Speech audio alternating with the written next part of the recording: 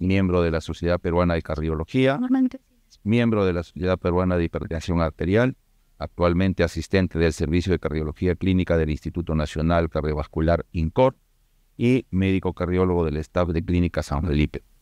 Él tocará un tema muy importante de las guías también, que es abordaje personalizado, tratamiento antihipertensivo en escenarios específicos. Los dejo con el doctor. Muchas gracias, doctor Castañeda. Muy bien, como se ha mencionado, me corresponde hacer un abordaje personalizado de diferentes escenarios en hipertensión arterial. No tengo conflicto de intereses para esta presentación. Estas son las 3 guías de práctica clínica más importantes recientemente publicadas, porque por supuesto tenemos canadienses, japonesas, pero de pronto siempre entramos a discutir sobre estas. Felizmente el doctor Durán nos ha hecho un resumen de las últimas 2 guías, la de la ACC-AJA,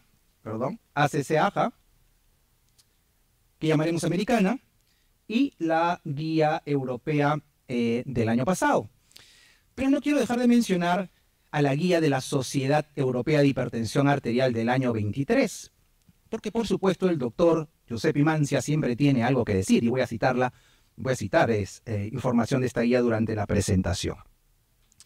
Muy bien, si hablamos de escenarios específicos, cada una de las guías tiene ciertos escenarios. La guía del año 25 tiene 10 escenarios, más hipertensión inducida por la gestación. La del año 14, la del año 23, 25 escenarios. Por supuesto, no vamos a poder mencionar cada uno de ellos. Así que decidí, pues, llevar cada uno de estos escenarios, los 10 de la última guía, a nuestra consulta habitual, que vemos en el consultorio del día a día. Entonces, les presento a don Miguel, un paciente de 69 años de edad, por tanto adulto mayor, aunque ciertamente no un adulto mayor octogenario, que es un grupo diferencial en las guías, hipertenso, diabético, dislipémico, con enfermedad coronaria, cirugía de revascularización, el año 2016. 3 puentes, amide-A, 2 afenosa marginal y coronaria derecha. El médico tratante registra esos niveles de presión arterial, 104/62, frecuencia cardíaca 54 por minuto. Decidió mantenerlo en doble antiagregación, aún con ASPI y CLOPI, estatina de alta intensidad, bisoprolol como terapia antiisquémica, DAPA y metformina para manejo de su diabetes, antihipertensivo, solmesartán, hidroclorotiazida. Y llegó quejándose de angina clase funcional 3. Así que su médico tratante realizó una T de perfusión miocárdica con una isquemia muy importante, y el paciente fue a cateterismo cardíaco. Les traigo estas imágenes solo para que vean la extensión y la severidad de la enfermedad coronaria, tanto en descendente anterior, circunfleja, coronaria derecha, con lesiones severas, como ven, en origen de circunfleja, coronaria derecha.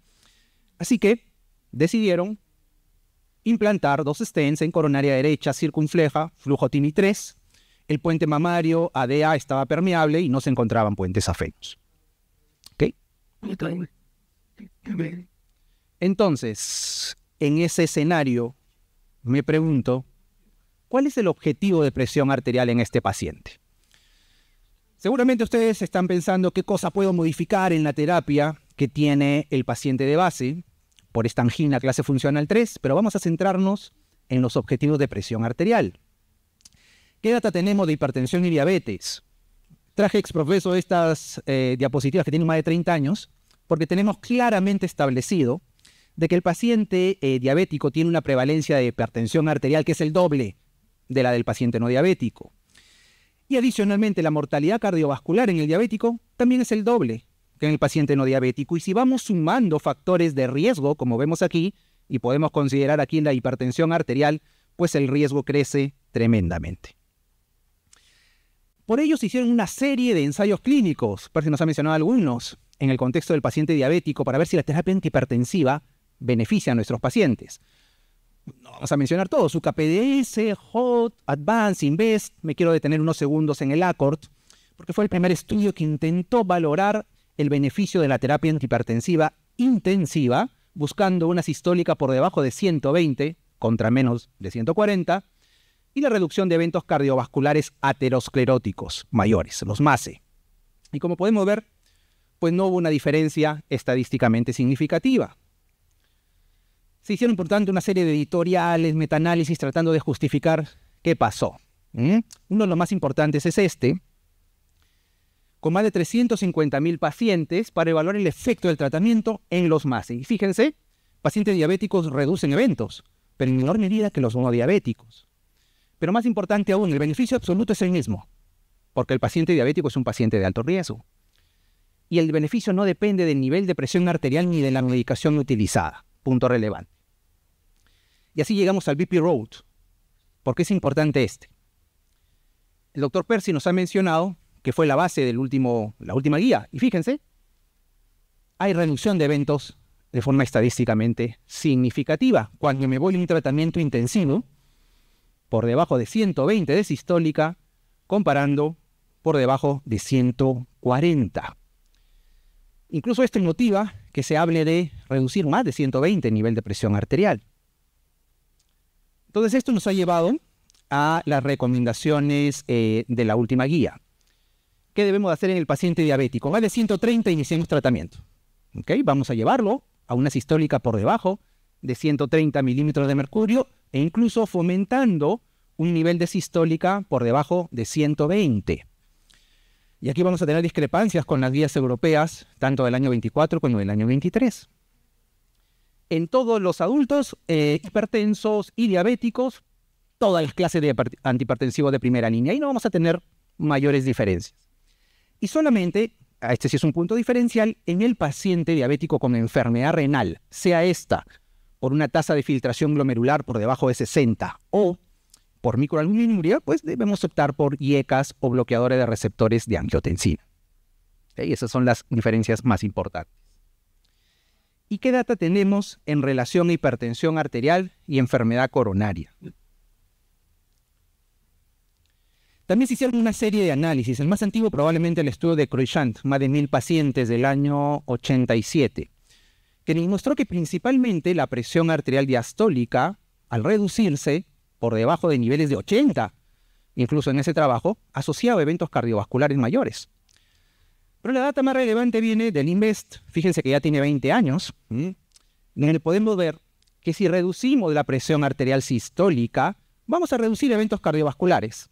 ¿Okay? En esta data de más de 22.000 pacientes coronarios, pero alcanzamos una meseta.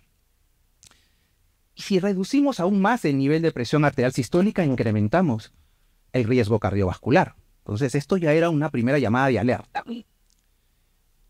Una meseta entre 120 y 139 milímetros de mercurio, ¿no? La base de las guías europeas.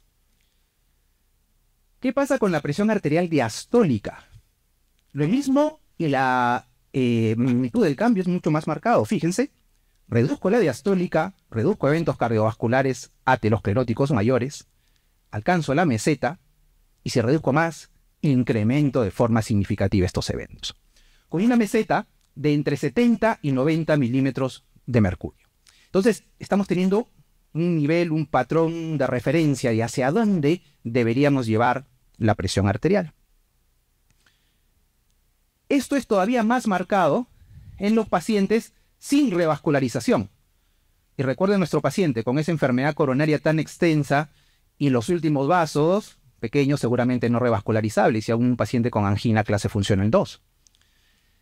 Fíjense en los círculos oscuros. Si reduzco la diastólica, incrementa de forma significativa los MACE, los eventos cardiovasculares adversos mayores. Por supuesto, siempre vamos a discutir si hay aquí un fenómeno de causalidad reversa, ¿correcto? Y que esté justificando estos resultados, pero se repiten en los estudios que han sido publicados. ¿A qué se debe esto? Como sabemos, la presión arterial diastólica es la presión que nos permite un flujo coronario, ¿correcto? Como podemos ver aquí, por tanto, si tengo menos diastólica, voy a tener menos perfusión coronaria. Si incremento esa diastólica, pues el flujo va a ser mayor. Y esto se evidenció en este análisis del ARIC, del doctor McEvoy, también uno de los chairman de las guías, 11.000 pacientes, y estos son pacientes en general, no necesariamente con enfermedad coronaria todos. 57 años de edad, seguido más de 20 años. Fíjense ese patrón de referencia, una diastólica entre 80 y 89. Si bajo la presión, por debajo de ese rango, tengo más riesgo de enfermedad coronaria. Con stroke no hay diferencia, era lo esperable.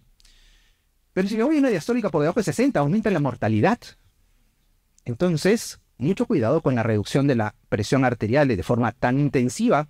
Si vamos a la vida real, el registro Clarify, más de 22.000 pacientes, todos con enfermedad coronaria, ¿sí? Aquí, 65 años en promedio de edad. Nuevamente, patrón de referencia para mortalidad cardiovascular, infarto y stroke, una presión de entre 120 y 139 de sistólica. Me voy por debajo de eso o por encima de ese rango, mayor riesgo cardiovascular. ¿Qué pasa con la diastólica? También, patrón de referencia 70-79. Nuevamente, por debajo de esos niveles o por encima de los mismos, incrementa el riesgo cardiovascular.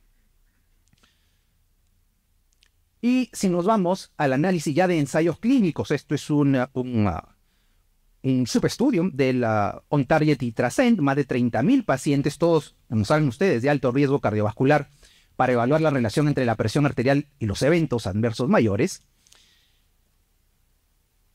En relación a este patrón de referencia de 120-140, por supuesto, si tengo una presión encima de ese rango, mi riesgo va a ser mayor. Y si me voy específicamente a mortalidad cardiovascular, nuevamente, por debajo o por encima de ese rango, el riesgo se incrementa. Entonces tenemos estudios de vida real, tenemos análisis de ensayos clínicos que nos muestran esa misma tendencia. Y este análisis responde a una pregunta interesante. ¿Qué pasa si yo ya tengo a mi paciente entre 120 y 139, controlado por algunas guías, y tengo la presión arterial diastólica en valores inferiores? Fíjense, nuevamente contra la referencia de 70-80 milímetros de mercurio. Si bajo más la diastólica, tengo más riesgo de eventos cardiovasculares. Lo mismo que si no la tengo controlada, evidentemente, con un punto de corte alrededor de 70-75 milímetros de mercurio.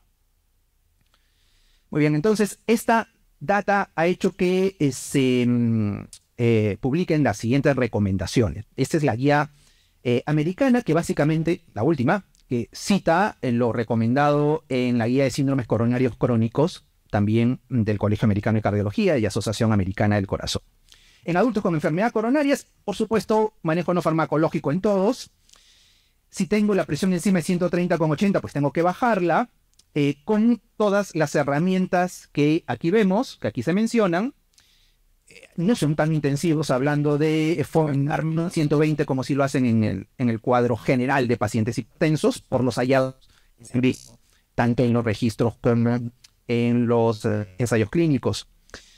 Y este es el documento de la Sociedad de Hipertensión Arterial Europea del año 23, que ellos sí son más puntuales al mencionar. No lleve a su paciente a menos de 120 de sistólica y menos de 70 de diastólica. Pero hay que tener algunos patrones de referencia.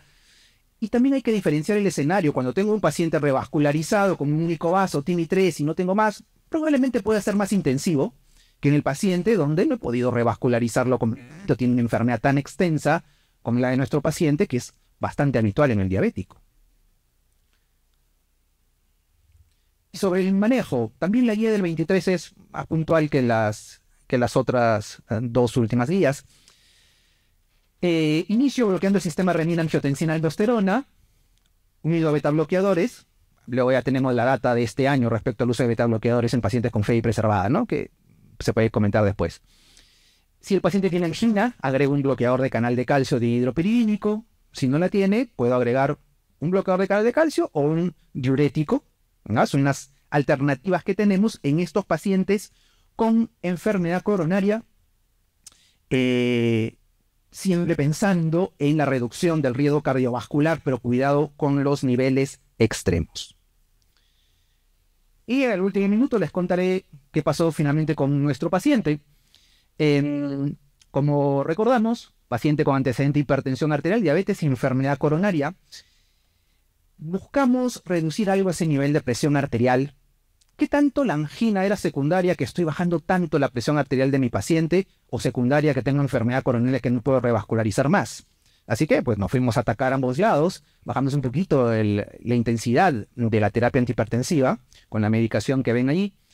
Ahora, el paciente mejoró clínicamente, no sé si es tanto por bajar, por no ser tan intensivos en la reducción de la presión arterial, o como ven ustedes ahí, la terapia antiisquémica con el uso de bloqueadores de canales de calcio de hidropiridínicos y ranolacina. Pero el hecho es que el paciente 4 meses después está mucho más tranquilo. Así que esto simplemente me permite reflexionar sobre, correcto, seamos intensivos, pero tengamos cuidado siempre personalizando el tratamiento de nuestros pacientes. Muchas gracias.